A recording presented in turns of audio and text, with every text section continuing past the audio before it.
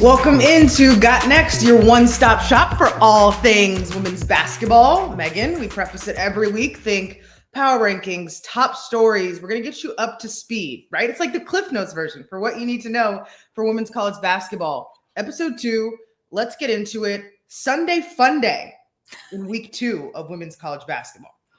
Spark Notes. I like that. I loved Spark Notes using it in high school when I was trying to read a Shakespeare novel. This is what you get with women's hoops now. Sunday Fun Day, indeed. I mean, so many games. We were kind of joking like, okay, we can't get to all of these because there have been so many great early matchups. But Zora, South Carolina, after not looking too hot coming out of the gates against Michigan, finally looked like they were the number 1 team in the country, knocking off NC State. I promise this pod is not a South Carolina stand, but when you're the reigning champs and now you've won 40 games in a row, you remain undefeated from your previous undefeated season, we got to start the show off with you. And yeah, like you mentioned, just looked a lot better, a lot sharper, a lot more locked in than they did against Michigan. Of course, they had a top 10 matchup going up against NC State in the Ally tip-off. I love how this game was also in Charlotte, which was fun because Dawn Staley saying Charlotte showed up for women's basketball. Of course, she played for the Charlotte Sting back in the day when they were a WNBA team, and a really cool atmosphere. Look, South Carolina looked how we thought they would from the jump. They threw the first punch, completely controlled pace of play. They were efficient. They shot 50% from the field on the game. Defensively, they sped NC State up. They forced 21 turnovers. You never felt like the Wolfpack could get into any sort of offensive rhythm for the most part. And then they dominated the glass. So at the end of the day, formula, check, W, knocking off the 9th ranked team. Yeah, shout out to NC State, right? They were down by 20 plus and tried to make a comeback there in the second half. Te-Hina Paopao, 23 points, a high in a Gamecocks uniform. And I am like MiLaysia Fulwiley off the bench, what she's consistently able to do. And she looked a lot better than she did last week against Michigan, but 18 points, 8 for 14 from the field. I want to pinpoint that because to be able to do that off the bench, right? You don't get to start the basketball game. So you've got to sit and eye. And sometimes people like that. They say it's an advantage because you can see how things, are developing, but to come off the bench and just be a heater. And that just speaks to the depth that the Gamecocks have. 18 points in 19 minutes, Yeah. Zora. So the efficiency off the charts. I love that MiLaysia Fulwiley has bought into this role. It's really difficult as a player. Everybody wants to start. Only 5 players get to start. It's like, it's a pride thing. You have a lot of people that put value in being in the starting 5. However, for Fulwiley to come off the bench and perform the way she did against NC State, there is so much value in that. Because at the end of the day, we brag about wins. We don't brag about, like you dropped 35 or 40 points a game. Cool. But did you win the game? At the end of the day, like your legacy is built on how many games you won. Did you win any titles, et cetera, et cetera. The points are great. They're cool. They're there. But for MiLaysia Fulwiley as a sophomore to buy into the role Dawn Staley has given her coming off the bench early this season, I love it. I think she's handled it beautifully. And it goes to show you with how she played against NC State. Is she, I don't know, there's so many. Is she the most fun guard to watch in college basketball right now? She's got the deepest bag for sure. I mean, just in terms of like the wow factor and her skill set and the handles, right? But I don't know. I think we got to think more on that before we say she's like. There's a Mount Rushmore I feel like you can go with before you just give out awards for most exciting. But she is a blast to watch. Now we transition into the upset part of the pod, and we'll start on the West Coast. All right. Oregon taking on the 12th ranked Baylor Bears, and they topped them. Unbelievable game. Oregon dominated a lot of this game. Then Baylor made this great comeback in the 4th quarter. This game went down to the wire. Deja Kelly, who we had the opportunity to talk to at Big Ten Media Day. And what's funny, she talked to us about how she's continued to try to develop her offensive skill set. And it's about attacking not just the first level of defense, but that second level of defense. And that was on full display against Baylor. She was reading the defense. She can slow it down, speed you up. She gets the defense to come out of its stance, then attacks. It's like lulling the defense to sleep and then going. It's such a skill and an art to have. She was unbelievable, made really good plays at big moments throughout the course of that game. But can we talk about the bench for a second? Filipina J coming off the bench, who's 6'8", her defense down the stretch, just being a shot blocker was huge. And then you have Elisa Mevius off the bench, who was at Siena 7 months ago, actually ranked 1 and 2 in the nation with Hannah Hidalgo last season in steals per game with more than 4, would go back and forth there. She has the game winner. So for Kelly Grace to be able to not just have a really solid starting 5, but to have a bench as well come in and make an impact in a game against a 12th ranked team in the country makes a massive statement. Well, it's like Deja Kelly saw something that the rest of the country didn't when she decided to transfer from North Carolina over to Oregon, cross country, different conferences, different roles, and it served her well. But let's see what the motivation behind it all is. Here's Deja Kelly from Media Day talking about her mom. Your mom was your first coach ever. Yes. Correct? So how has she laid the foundation for all of this? Yeah, she has definitely paved the way for me. She got me to really have a passion for basketball. She started me at a really young age and has trained me, has coached me, all of the above. Honestly, still now, she does. When I go home, she still trains me and coaches me, and we watch film too. So just the confidence that she instilled in me, and I completely thank her for the mental toughness that I have, and just my dog mentality on the court. I think that's something that she really instilled in me at a young age. So being able to have someone like that in your corner to push you every day and just give you those words of motivation as well. She's always someone I call even now when I'm feeling like, I'm like, listen, and she's like, remember who you are, basically. Yeah. And so just having that, growing up with a mom who is all those different attributes to you, I think has been definitely a blessing. Moms rock, first off. Yeah. Absolutely. Is there one thing in particular that she's like always on you about? Because I know there's an answer. Yeah, for sure. I think it's just continuing to believe in myself. I think that's something that kind of has been pretty rocky just within the past couple years. So her literally getting on me and getting mad at me about like, you need to remember who you are. You need to remember who you are as a player, who you are as a person, and just trying to continue to give life back into me, especially, with the game. I think, just me having fun and playing with joy again. I think so. Her just making sure that I'm playing with joy and I'm confident in who I am and my abilities. So I think that's something that she gets on me about a lot. All right, so you saw Deja Kelly's stat line from the game against Baylor: 20 points, 9 rebounds, 5 assists. Oh, and the girl can do both. Last week after the game, she won the game and then is the sideline reporter on the men's side. So you got to be able to multitask, right? Get you a girl that can do both. Okay, I know this next matchup you're going to get excited about because this is not like a sleeper in terms, like you knew Maryland was going to be the real deal. This is a top 20. It's considered an upset, but I mean, it's 18-11. I want to be very careful when we talk about upsets, but a great matchup. It goes back to the old ACC days. I'm talking about Duke, Maryland. Maryland was up for the entire game. They win at home. Listen, Shyanne Sellers stopped us at Big Ten Media Day, talked to her for like 10 minutes, and she was like, no, you don't understand. This might be the best team I've personally been on at Maryland. And she might be onto something right there. The value of Shyanne Sellers cannot be overstated. She started out at Maryland, and this is rare now to have a player be there for 4 years. Like it just with the way the transfer portal through like so many iterations of this team too, which she was talking to you about, which I thought was fascinating. Look at the stat lines there. Fascinating. No, and as you can kind of see the stats here, but Kayleen Smichael, obviously 23 points, 4 rebounds, huge there, transferring in from Rutgers. But Shyanne Sellers, not only does she put up a stat line such as 17 points, 7 boards, 5 assists? It's her defense and it's her leadership. To have a veteran on the floor. Keep in mind, Brenda Frese has 10 newcomers. 7 of those are transfers. This is a team that hasn't played a ton together.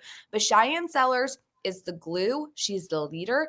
Defensively, she knows exactly what Brenda Frese wants done, and she is going to will her team to a lot of wins this season simply because she understands and has been in that program for as long as she has, which is a rarity nowadays in college basketball. Also, shout out Bree McDaniel coming off the bench, 15 points. One of my favorite players in the Big Ten.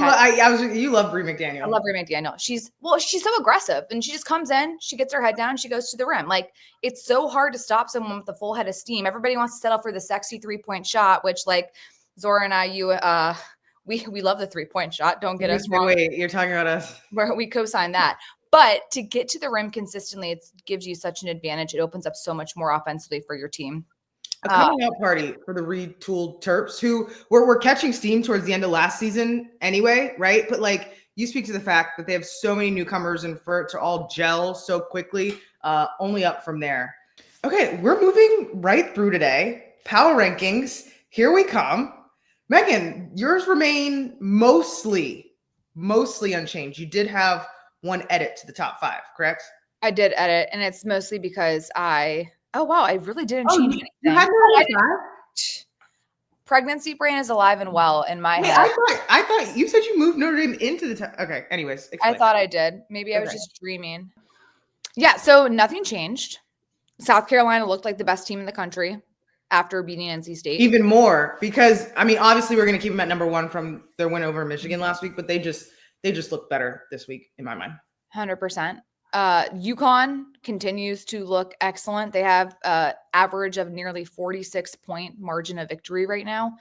Paige Bueckers continues to look good. Sarah Strong, I can't wait for her to be on national television for everybody to see how good of a freshman she is. Averaging 4 steals a game as a freshman. Okay, cool. Go off. And they'll get like a big body post player. You know what I'm saying? Like that's And she's averaging 15 points. And look, UConn's going to get their first test this season. They play UNC on Friday. That's going to be a fun game to tune into and watch. 3, USC.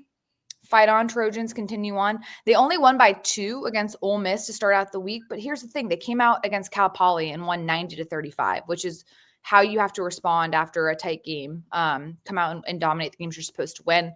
Texas, 6 players scored in double figures in their game opener, home opener, season opener, all the things. And then Notre Dame.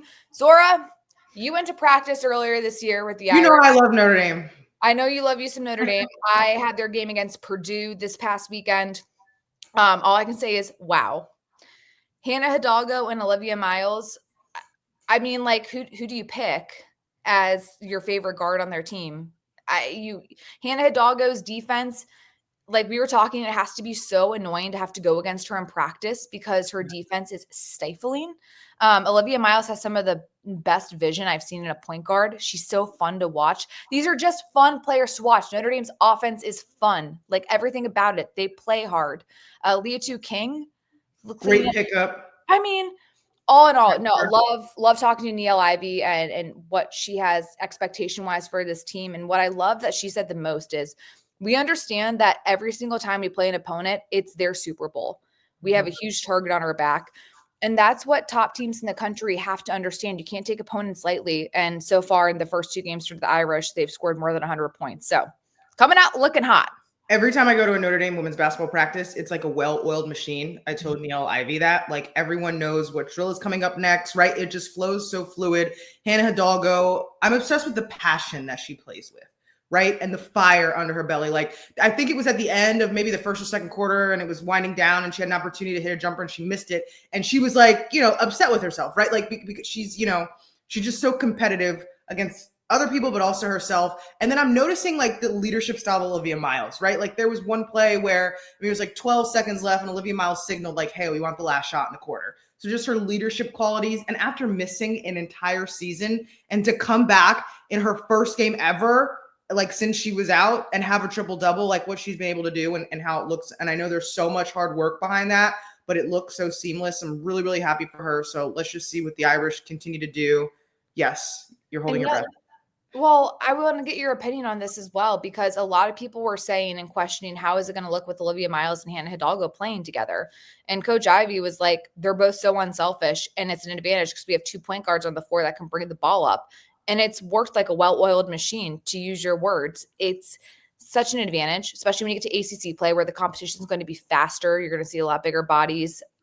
It's huge. And I'm really impressed with how they played together. Yeah. So we'll continue to see that develop. And hey, Olivia Miles was out all last season, but she was able to be on the court, right? And there was times where she was able to, work out with Hannah Hidalgo and stuff like that. So their camaraderie has been building. Let me know what you think of this next transition. You said Niele Ivey said that every team that they play, it's going to be their Super Bowl. And it takes me back to Paige Bueckers when she talked about pressure is a privilege. So let's go back up the rankings a little bit. UConn and part of our conversation with Paige from Media Day. What is he challenging you to do the most right now?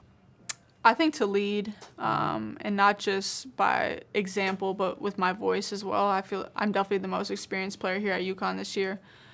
Played the most. I've done a lot, so I've experienced a lot of different things. And I'm continuing to learn how to use my voice, and it's different. Like, I can't talk to one player how I would talk to another, and that's getting to know them off the court as well and what works best for them. And also taking accountability. It's hard because as a senior, as the person who's most experienced, every single thing is your fault, and you want to make excuses sometimes. Like I wasn't even on the court. Like, how is that my fault? But it's just taking accountability for it and knowing that what I do and how I portray myself and how my teammates respond or see me respond to mistakes or good and bad, like that's what they're going to focus on. And I'm just trying to be a leader in that regard and just showing them the way here at UConn, and just continue to use my voice, lead by example, lead by how hard I work. And so I think that's a challenge every single day that I'm embracing and learning to get better at. You have that leadership aspect now, especially since you are the oldest now on your team. What conversations do you all have in the locker room about the standard being winning a national title? Just like not focusing on that. Like, obviously everybody knows that's a goal, but you have to win every single day at practice in order to win the national championship. Like, obviously the national championship isn't until April, so the habits we build up until then are what's going to get us there. And so really it's just focusing on every day for itself. Like, we need to conquer this day, we need to conquer this practice, we need to conquer this day in the weight room, and continue to build those habits and minimize our mistakes and just try to get them to be non-habits, like something that we just don't let it happen anymore and not continue to have our mistakes in October, November, December be the same mistakes that we're making in April and March. Like, every single day, let's find a new mistake to make, basically, and then fix it at the end of the day. So appreciate the time from Paige. She's so open and candid. Of course, every interview that we give you a little snippet of, including Deja Kelly and, of course, now Paige Bueckers, you can watch the full interview on NBC Sports' YouTube page. Okay, now, I mean, I don't like to have personal favorite segments, but this one always brings me joy. On Her Turf moment. Of course, On Her Turf is NBC Sports' platform dedicated to all things women's sports. And so each week we're going to give you a nugget. We're going to give somebody flowers. And this week we're going to let you know that there are only, so I'm going to give everybody a moment just to think about it. There are only 2 Division I programs in women's college basketball that have had multiple 40-win streaks. Okay? South Carolina is now at 40 wins for the second time. And if you followed the women's game, you could probably guess who has also had multiple 40-win streaks. Meghan? Is it UConn? Correct. Okay. But this is the nugget. UConn's longest streak was 111 wins from 2014 to 2017. That was the Breanna Stewart years. Of course it was. Right? Yes. I mean, 111 wins in a row. And also, shout out to the Lady Gamecocks for getting to 40. It makes the 40 is amazing, but then I put the 111 in there, and dang. I mean, it's so hard to win games in college basketball, and I think obviously you hear about the 111 game winning streak, 40 games. It's hard to put together a 2-game win streak, especially now when you look at conference realignment and how deep some of these leagues are. So to go that long, that type of streak, it's special, man. College basketball games are hard to come by in terms of wins, and when you can get them and pile them like that, that deserves all the flowers in the world. MiLaysia Fulwiley, after the win over NC State, she was interviewed, and she said, "We win together. Well, we don't lose together." She's never lost a game. I was like, all right, mic drop. That is the ultimate mic drop. That is a good problem to have. Amazing problem. Yeah. Wow. All right. We're getting to Thank you. We're getting to the end. Who's got next, Meghan? Well, I really feel like you should be taking this because you actually have a personal experience with Zam Jones of NC State, who another really fun freshman to watch this season. Be on the lookout. She should be on your radar. Crafty guard. She can get into the paint. She's so quick with the ball in her hands.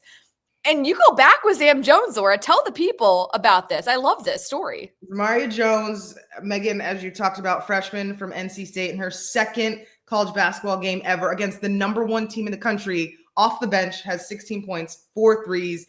She's got fire under her belt. And I covered her when she was 10 years old. I was a local news reporter in Eastern North Carolina. And of course, we had to lace them up. Take a look.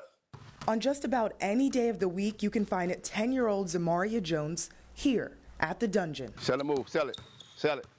Every single day, 7 days a week. That's exactly why she's special, because for Jones, off days don't exist. There you go, back. Her work ethic is, it's crazy. Hold it. Right. Everything that I lacked as a kid, she has it. You can be a kid all you want, but in here you gotta act like, if I'm 10, I gotta act like I'm 14 in the gym. I gotta put in work. At just 10 years old, Jones already has looks from college coaches. She plays on her 17-year-old sister's travel team. Here's her sister, North Pitt senior Tashada Joseph, and there's Jones in the front. I had to see how good this girl really is, so I laced him up. Truce before. All right, may the best player win. Let me preface this by saying keeping up with a 10-year-old isn't as easy as it looks. During our time on the court, Jones had a lot of these, and I had a lot of this. We played 2 games of horse. What happened there? I won. She won. Then we played one-on-one, and I finally got a bucket. Long story short, this girl is good. But it's not just all about ball. Jones uses her competitive spirit in other areas. It can go towards my education. Like, I get A's and B's every year. No C's. If I got a C, I'm gonna get mad at myself and just keep studying. Like, I don't like C's. And the whole family sees the big picture. Play for education, free education. Jones wants to play at the Division I level and hopefully go on to the WNBA. I mean, you want to talk about some of the best parts of the job. It's seeing the growth of young people, right? And for someone like Zamareya Jones to affirm her goals, and now for her to be up the road at one of the best schools in her state, at NC State, I'm like beaming with joy for her because she's reached all her goals. Also, shout out to you for coming up with that story idea, working in local news. You and I have both done it before. It's tough out there trying to come up with story ideas, but I love how this has come to fruition. And Zam Jones was a McDonald's All-American, had a really great high school career, and now coming into NC State. It gives you a lot of confidence as a freshman when you're able to drop 16 against the Gamecocks on national television in Charlotte, not too far down the road from where NC State is. So very excited about her future. And I just love that you had all that going for you back. Had to go to the archives for that. Yeah. You look exactly the same.